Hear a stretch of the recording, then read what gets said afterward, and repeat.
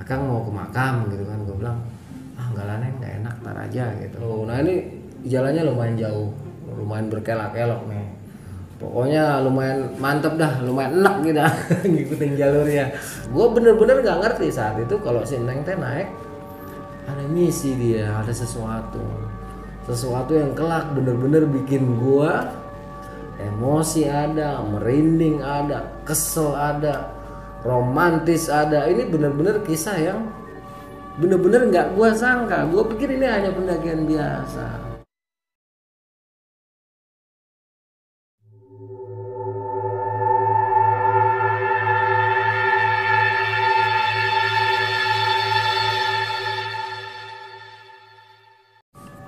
Assalamualaikum warahmatullahi wabarakatuh.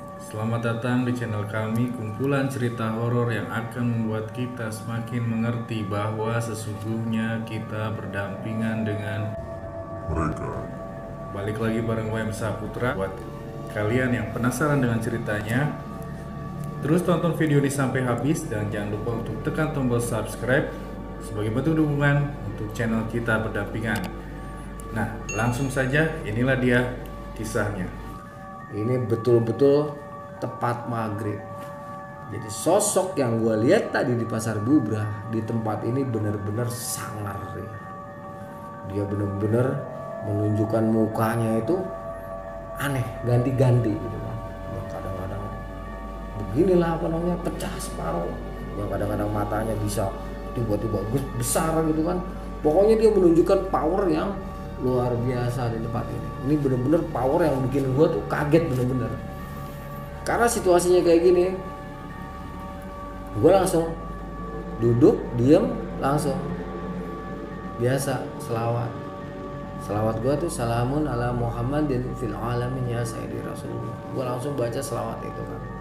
Gue lihat ini bener-bener ngotot banget gitu. Kelihatannya ini makhluk kok ngotot banget sama si Neng gitu kan. Gue nggak ngerti kenapa dia bisa ngotot banget sama nih cewek gitu kan.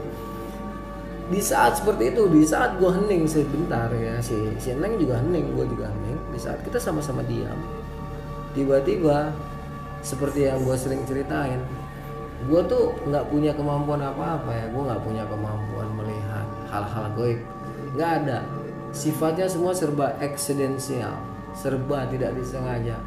Jadi biasanya setelah salawat dan kita fokus dalam salawat kita, itu biasanya kita bisa melihat penampakan seperti itu. Nah di saat itu baru gue bisa lihat, kelihatan sama gue full.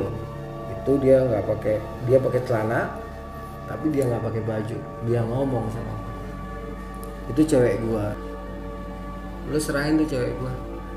Gue bilang sama dia, kan gue kaget ya, tiba-tiba dia nembak gue langsung, itu cewek gue, lu serahin sama gue. Gue bilang, gue masih diam ngeliatin kan, gue masih bingung apaan ya, yang mana ceweknya dia gitu kan. Gue liatin si Neng tuh diem aja gitu kan. Terus gue liatin lagi, dia nyamperin tuh.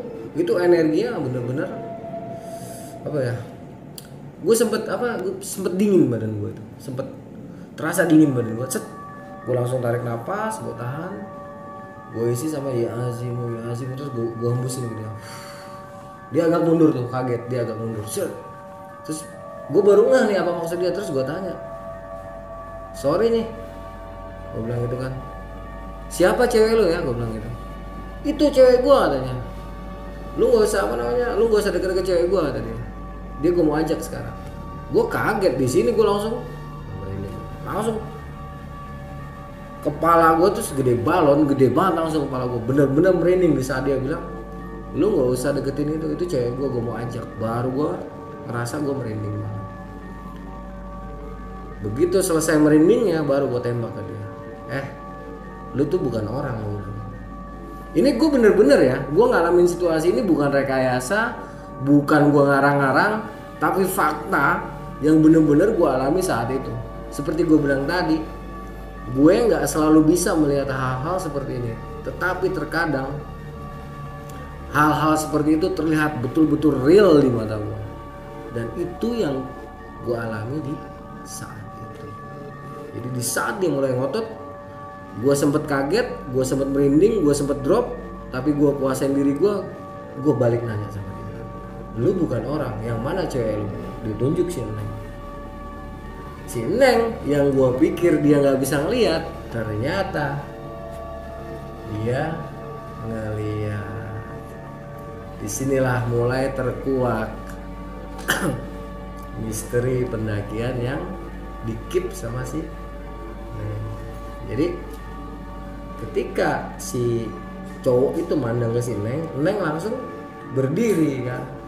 Kan tadinya gue duduk berdua sama dia langsung diri. Si Neng, gue juga langsung diri dong. Nah posisi dia nih udah sadar, betul-betul udah sadar. Makanya gue sambil selawatan, gue biarin si Neng komunikasi. Ketika si Neng diri, si Neng langsung bilang, maaf, kamu tuh ngomongnya pakai bahasa Sunda, cuman gue agak kagok ngomongnya gitu. Jadi intinya begini aja bahasa Indonesianya. Maaf, kamu tuh udah meninggal, kamu tuh udah nggak ada. Ya, dulu saya emang janji, ya saya emang suka sama kamu. Taruh kata bahasanya begitu. Ya, saya memang nunggu kamu pulang dari gunung ini. Tapi kan yang pulang bukan kamu katanya. Yang pulang hanya jasad kamu di dalam peti jenazah. Jadi nggak mungkin lah ya, pokoknya intinya dia ngomong pakai bahasa Sunda, cuman gua artiin kayak gitu. Jadi intinya nggak mungkin gitu kan, lu nembak kan di saat hidup gitu kan. Nah, sekarang udah nggak ada, kenapa juga harus dia si Neng ini harus ngikut dia, kan nggak mungkin ya. Jadi bahasa Sundanya si Neng teh kekeh nggak mau gitu kan. Dia bilang begini, saya nggak bisa menerima kamu gitu, taruh kata bahasa begitu. Saya udah nikah sekarang, dia bilang gitu. Padahal waktu itu gue belum nikah, cuman ya gue nggak ngerti ini setan bisa dibohongin apa enggak, gue nggak ngerti gitu kan. Intinya si Neng itu meluk gue, langsung dia bilang gue udah nikah, ini suami gue gitu, taruh kata bahasanya begitu. Dia waktu itu ngomong pakai bahasa Sunda ya. Jadi si Neng ngotot kayak gitu. Ini baru nih si makhluk begitu ditembak kayak begitu, masih Neng kayak mukanya tuh nggak enak gitu kan. Baru dia diem nunduk gitu kan, nunduk kayak yang iya gitu nerima. Nggak taunya bukannya situasi membaik ya. Setelah dia ngomong kayak gitu, tiba-tiba tempat kita berdiri itu dikelilingin kabut yang sangat tebal. Kabut yang membuat kita ngelihat tangannya begini nggak kelihatan. Gue langsung merinding. Di saat situasi udah kayak gini, gue inget satu hal, makhluk ini bisa mencela putra, bisa mencela putri, tahu kan? Bisa berubah jadi cowok, bisa berubah jadi cewek, dan bisa menyerupai siapa saja yang dikehendaki. Jadi di saat itu terjadi, si Neng langsung gue tarik, gue peluk, itu langsung gue taburin garam, itu mulai dari kepala, ya gue usapin garam sampai ke seluruh tubuhnya dia tuh, sampai ke batas kaki. Gue juga, terus gue pegang dia full. Karena apa? Kalau dia gue pegang full sambil gue selawat ya, sambil gue pagerin garam tadi, kemungkinan untuk alih atau manipulasi bentuk, manipulasi wujud ya dari si makhluk terhadap si Neng ini, itu gue bisa minimalisir. Karena ini ilmu yang udah gue pelajarin, gue belajarnya juga di daerah Pasundan gitu kan, di daerah Garut, di daerah Parayangan. Gue belajar ini, jadi ketika situasinya udah kayak begitu, langsung nih bagaimana caranya si makhluk tidak bisa tukar posisi, tidak bisa mengganti apa istilahnya. Dia kan juga bisa membunuh, bisa bukan membunuh ya, memindahkan. Kalau memang sudah tahap tertentu kekuatannya, dia bisa memindahkan wujud kasar kita itu kemanapun dia mau. Nah inilah gue untuk menghindari itu, langsung gue peluk kenceng. Nah di saat gue peluk kenceng gitu, gue berdua langsung membacakan kalimat tasbih. Kalimat tasbih. Begitu kita baca kalimat tasbih, kita kan diem tuh ya. Diem di sini, emosi gue tinggi. Karena apa? Dia ngelilingin, dia tuh berputar-putar mengelilingi kita. Dia terus berputar-putar ngelilingi kita sambil manggil-manggil namanya si Neng. Dia bilang ikut, ayo ikut. Si Neng kekeh, nggak mau. Tapi dia juga kekeh, tetep pengen si Neng ikut. Akhirnya tuh si Nengnya gue gandeng ya, gue lepas pelukannya, gue gandeng, gue cabut belati. Itu makhluk akhirnya gue kejar. Tapi disinilah untungnya langkah gue tiba-tiba terhenti. Jadi gue pengen terus jalan, tapi kaki gue nggak mau jalan gitu, ngerti nggak?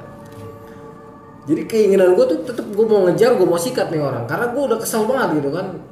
Jadi kalau kita udah rasa takut yang luar biasa, terus kita isi dengan selawat, dengan asmaul husna, dengan kalimat tasbih, itu biasanya rasa takut itu berbalik jadi keberanian yang luar biasa. Jadi di saat seperti itu, gue mau tetap kejar, tapi kaki gue tiba-tiba mantek, dia nggak mau jalan. Akhirnya gue diam, gue ikutin kaki, gue duduk, terus kita sama-sama bertasbih lagi, kita kirimkan lagi doa untuk Gunung Merapi. Ilah hadrati khususon sahabatku Gunung Merapi, ilah hadrati khususon kanjeng Nabi Muhammad SAW. Baru kita bacakan salawat, salamun ala Muhammadin fil alamin ya sayyidi ya Rasulullah ya azimu ya azimu ya azimu. Kita hembuskan. Itu gue nggak tahu berapa menit, berapa jam, gue nggak tahu. Yang jelas nggak nyampe sejam lah, tetapi cukup lama gitu kan. Setelah kita lewatin proses itu, tiba-tiba gue buka mata kan. Gue buka mata, tau nggak posisi gue di mana? Kita udah di bibir jurang. Itu jurang nggak dalam sih, ya sekitar 15 meteran, cuman curam. Jadi kalau kita masuk ke situ, ya kelar juga urusan kita. Wassalam juga kalau sampai kita masuk ke situ. Nah di situ kita diam, kabutnya udah terbuka, terus gesekan energi gaibnya udah berkurang. Garam, nah gue tadi cerita nggak garamnya? Oh ya, sepanjang jalan itu setelah yang si Neng ngotot itu, gue sebenarnya udah naburin garam sepanjang jalan. Itu fungsinya apa? Garam itu udah gue isi dengan selawat, ya, dengan harapan. Kita full berharap kepada Allah, bukan kepada garam, bahwa garam ini akan menolong kita. Entah bagaimana caranya saat itu, yang jelas gue memiliki keyakinan bahwa garam ini kelak akan menuntun jalan gue untuk kembali ke Pasar Bubrah. Karena apa? Karena kecurigaan gue akan situasi gaib yang gue alamin itu benar-benar udah luar biasa. Jadi setelah kejadian itu, gue bersolawat lagi, garam gue baca lagi sambil gue sebar-sebarin. Alhamdulillah dengan izin Allah yang Maha Kuasa, garam itu terlihat menyala seperti lampu jalan atau seperti mata kucing kalau di aspal itu, dia menunjukkan jalur kita. Soalnya benar-benar gelap. Anehnya ya, senter yang gue bawa itu hilang, entah jatuh di mana. Jadi itulah keuntungannya. Alhamdulillah saat itu Allah memberikan kita kekuatan, yang memberikan kita apa ya, sebuah jalan untuk bisa keluar dari situasi yang luar biasa itu. Jadi di saat kita mau jalan kan cari-cari senter, ternyata senter nggak ada. Yang ada tinggal korek api. Untungnya korek api ini ada yang senternya, walaupun kecil tapi kan nyala. Itu kita udah gelap gulita bro, udah gelap gulita. Hawa magis tidak berkurang, tetapi gangguan dari si cowok yang yang pakai celana tapi tanpa baju itu udah mulai berkurang. Jadi di saat kita udah mulai sadar, langsung gue bilang balik. Kalau nggak balik lain ceritanya. Begitu baru jalan 2 langkah, tiba-tiba demi Allah lillahi ta'ala nih ya, gue saksikan depan mata gue, itu dari Kepundan Merapi itu meletus sebuah ledakan yang cukup besar. Benar-benar warnanya tuh hitam pekat, dan kita sempat kena pasirnya, hujan pasirnya. Itu getarannya luar biasa, bunyinya luar biasa, dan asap yang ditimbulkan juga luar biasa. Itu gede banget. Ketika lagi jalan kayak gitu, ada ledakan kayak gitu, gue langsung sama si Neng, astagfirullahaladzim. Gue berpikir saat itu kita bakal lewat. Karena apa? Itu ledakan benar-benar gede sampai kita kehujanan pasir gitu kan. Aduh sorry nih gatel hidung gue. Kita kehujanan pasir. Jadi di saat itu akhirnya gue diam dulu kan, diam dulu untuk memastikan keadaan. Seandainya betul itu ledakan, betul ya yang gue saksikan benar-benar ledakan normal, mungkin saat ini gue tuh tinggal kenangan. Kayaknya soalnya emang benar-benar gede. Terdengar suaranya itu menggelegar dan tumanya duar. Gelap gulita saat itu, tapi asap pekatnya masih bisa kita lihat. Ini luar biasa. Setelah berdiam diri sekitar setengah jam, saat itu gue langsung ini ya, gue langsung syahadat sama sholawat, terus gue bertasbih sambil bertasbih sambil berselawat. Terus kita lihat situasi. Setengah jam nggak ada apa-apa, kita langsung turun. Begitu sampai Pasar Bubrah, alhamdulillah itu di ufuk barat masih kelihatan cahaya, padahal waktu di titik itu benar-benar pekat, nggak ada cahaya apapun. Kira-kira 15 menit itu kita turun sampai Pasar Bubrah. Di Pasar Bubrah itu ada cahaya di ufuk barat. Nah kita diam di situ, gue diam dulu sama si Neng, kita diam dulu terus gue tanya, "Man, ini sebenarnya ada masalah apa sih? Kok bisa ada cowok itu tadi bilang ini kamu ceweknya dia gitu." Nah si Neng waktu itu belum ngomong. Pas habis gue tanya gitu, baru aja selesai mulut tuh, belum nih lidah nih, bibir nih belum lama mingkem ya, tiba-tiba cowok itu ada lagi, cuman udah kuyuk mukanya, udah gak ganas lagi ya. Alhamdulillah dengan izin Allah yang Maha Kuasa ya, saat itu gue masih bisa ngelihat penampakan dari si makhluk ini. Jadi makhluk ini ngomong bye-bye sama gue. Dia bilang begini, ini gue bener-bener inget ya bahasa dia, "Bang, tolong titip Neng, saya mau udah lihat alam, tapi saya penasaran Bang, saya mau tanya sama si Neng ya." Gitu kan. Ya udah, mumpung ada di sini, gitu. "Neng, jawab." Terus si Neng langsung ngomong, "Assalamualaikum AA." Ini mohon maaf, ini pakai bahasa Sunda antar mereka. "Ini mohon maaf, Neng udah nikah. Kamu gak usah bohong Neng," kata si makhluknya itu ngomong, "Kamu gak usah bohong, itu bukan suamimu, saya tahu." "Ya udah kalau Ate udah paham," katanya. "Saya nggak bisa terima cinta AA. Dulu AA nembak saya kan di saat AA masih hidup. Ya sekarang kan AA udah nggak ada. Mohon maaf kalau Neng teh nggak pernah kirim doa, nggak pernah apa, mohon maaf. Karena memang Neng tuh udah nggak mau mikirin. Karena apa sih? Dianggapnya tuh udah selesai acara ini kan." Nah, jadi setelah percakapan yang luar biasa ini ya, akhirnya si makhluk itu mundur. "Ya udah Bang, saya titip." "Ya udah Neng, minta maaf," gitu kan. Ini gue nggak tahu dia ini korin, jin atau arwah, gue bener-bener nggak tahu.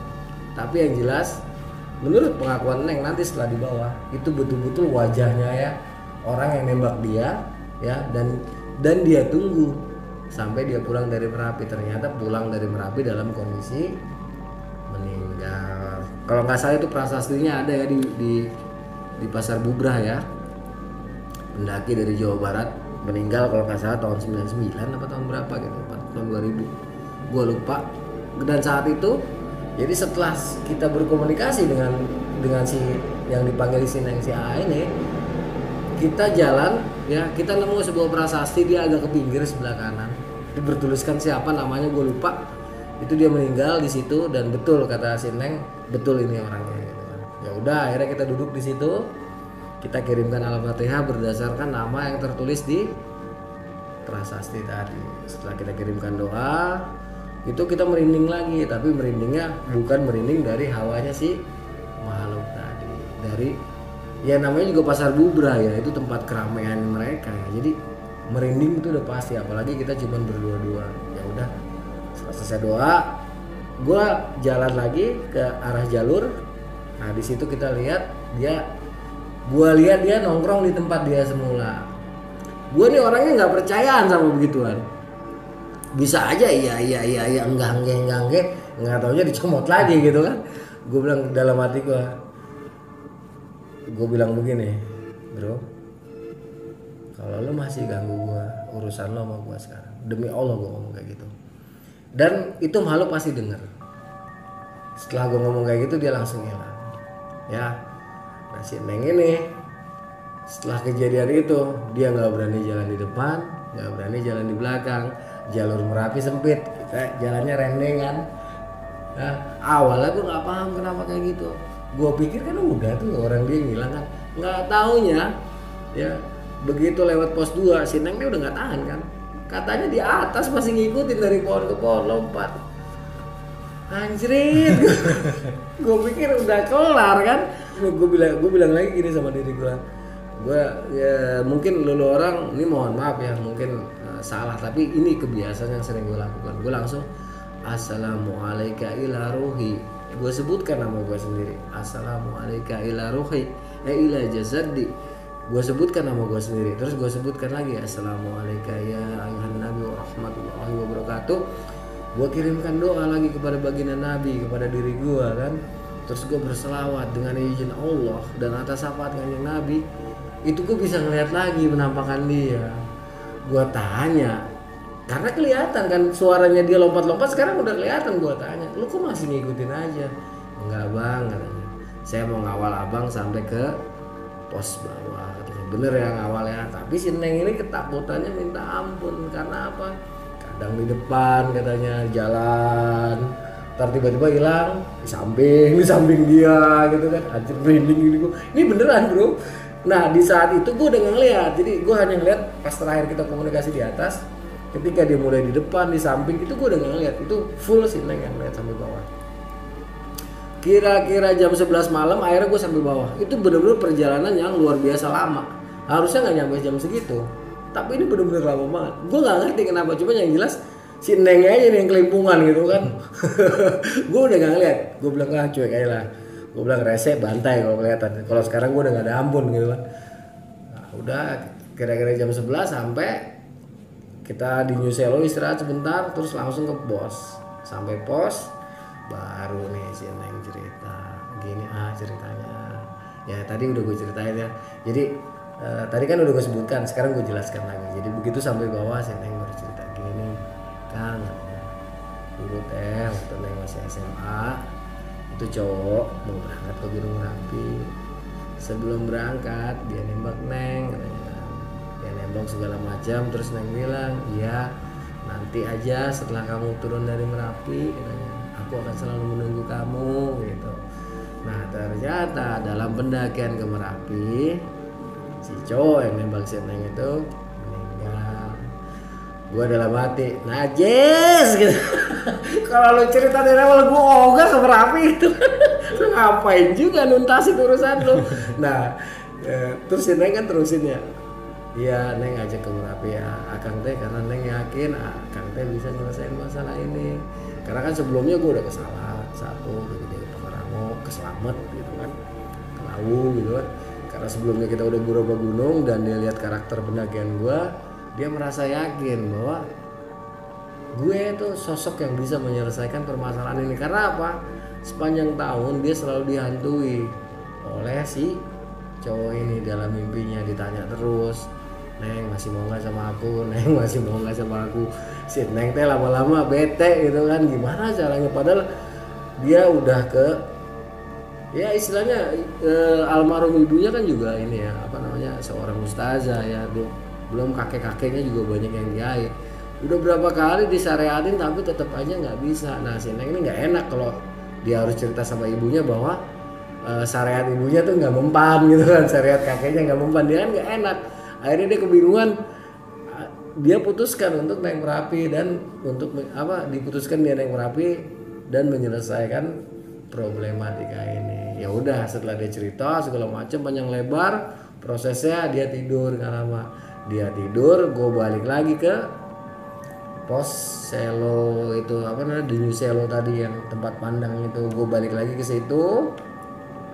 Terus gue langsung duduk sila kan, gue tayamum, gue langsung assalam. Karena gue lupa namanya siapa ya. Gue lupa bener namanya. Gue langsung assalamualaikum ila arwahi khususon, gue sebutkan namanya, terus gue kirimkan al-fatihah. Tiba-tiba pas gue melek, dia ada di depan mata gue. Ada, dia ngobrol sama gue. Waktu itu dia cuma ngomong, Bang makasih banyak, sekarang semuanya udah terjawab gitu dia. Sekarang aku mau balik lagi, aku tinggal di sini sekarang. Ini menurut pengakuan si makhluk itu, benar atau tidaknya gue nggak ngerti sama sekali. Tetapi yang jelas gue benar-benar melihat penampakan dia jelas seperti gue ngeliat lo gitu kan, dan para penonton. Gue bener-bener seperti ngeliat kayak gitu, betul-betul real penampakan gue. Jadi setelah itu dia ngucapin, udahlah saya udah tahu. Ternyata dia ditolak, dia nggak diterima. Jadi dia udah dia merasa dia harus balik lagi. Terus gue bilang oke bro, silakan. Gue bilang semoga lo tenang di alam sana, semoga lo bahagia di sini, karena kehidupan kita udah beda kan. Nah, setelah ngomong kayak gitu, dia pamit, dia jalan, bukan lompat-lompatan lagi kayak tadi. Enggak, dia jalan, dia nengok ke gue, terus langsung hilang. Setelah dia hilang baru gue merinding bro, bener-bener merinding, dan rasanya gue tuh gemeteran gitu kan. normal gitu, gue sebagai manusia normal agak gemeter, gue turun ke bawah, gue tidur sampai sini. Dan base camp ketika itu udah ramai. Itulah kira-kira kisah gue di Gunung Merapi pada tahun 2010 tentang cinta mati seorang pendaki. Cinta mati, ya betul, cinta mati seorang pendaki yang sudah gue bagikan di fanpage gue. Kira-kira begitu bro. Baik, itulah cerita cinta mati seorang pendaki yang sudah diceritakan oleh Bang Arya Sena. Gimana Bang, kira-kira ada nggak nih pesan-pesan yang mungkin bisa disampaikan supaya bisa jadi pelajaran buat sobat kita berdampingan semua ini? Jadi dalam setiap kisah pasti selalu ada pelajarannya. Kira-kira pelajaran yang bisa diambil dari pengalaman yang gue rasakan pada tahun itu, di saat gue mengalami peristiwa itu, adalah bahwa tidak semua hal yang tidak terlihat, tidak semua hal yang tidak bisa dilogikakan itu tidak bisa terjadi. Ya, semua hal bisa saja terjadi karena memang itu ada. Mereka ada di sekitar kita. Eksistensi mereka bahkan dijelaskan di dalam ayat suci Al-Quran mengenai keberadaan mereka.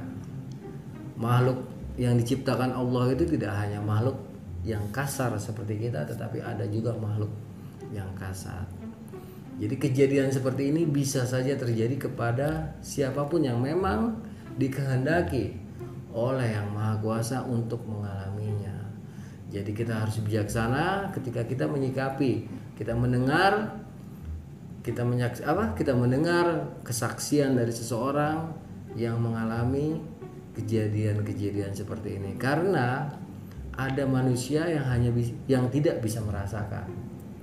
Ada yang hanya bisa merasakan, ada juga yang bisa merasakan dan melihat. Kita harus bijak menempatkan diri kita di saat kita mendengar cerita-cerita seperti ini, karena tidak semua orang memiliki kemampuan yang sama. Di saat Anda mengalami peristiwa yang berhubungan dengan hal-hal goib atau hal-hal yang bersifat supranatural, jadi apapun yang terjadi, apapun yang kita lihat, apapun yang kita rasakan di dalam pendakian kita, kuncinya satu, ketenangan. Kedua, percaya dan yakin kehadiran Allah Subhanahu wa ta'ala dan Rasulnya selalu ada bersama di dalam hati kita. Kira-kira seperti itulah. Pesan yang sangat luar biasa, cerita yang juga luar biasa dari Bang Arya Sena, seorang yang juga merupakan seorang penulis ya Bang. Iya, kebetulan. Bahkan sebagian besar pengalaman pendakian yang memang sudah dilakukan sejak tahun 92 yang mungkin udah puluhan atau ratusan kali pendakian, cerita itu dirangkum dalam sebuah buku. Buat kalian yang penasaran dengan bukunya, Bang Arya Sena mungkin bisa dijelaskan? Ya, pengalaman saya ini sebagian kecil ya bisa dibilang saya rangkum dalam buku pertama saya yang berjudul 1001 Kisah Pendakian. Di buku ini terdapat 6 cerita dengan tambahan 1 rangkaian kata-kata mutiara. Buku ini berisi pengalaman pendakian saya selama periode awal pendakian, yaitu tahun 92 sampai tahun 95. Buku ini adalah buku pertama dari karya saya, dan insya Allah dengan izin Allah dan atas syafaat Kanjeng Nabi Muhammad sallallahu alaihi wasallam, insya Allah akan hadir karya-karya berikutnya, buku-buku berikutnya. Semoga lancar, doakannya pemirsa. Terima kasih. Kira-kira itulah. Untuk mendapatkan buku ini nanti akan dituliskan di deskripsinya oleh kita berdampingan. Bayangkan bagaimana ceritanya, langsung saja diorder. Oke. Itulah cerita dari Bang Arya Sena tentang cinta mati seorang pendaki. Nantikan cerita-cerita berikutnya yang mungkin nanti akan diceritakan juga oleh Bang Arya Sena. Tunggu saja. Dan buat kalian yang suka video ini, jangan lupa untuk tekan like dan komentar. Dan jangan lupa juga untuk subscribe channel ini supaya kalian tidak ketinggalan cerita-cerita selanjutnya. Sekian dari kami. Assalamualaikum warahmatullahi wabarakatuh.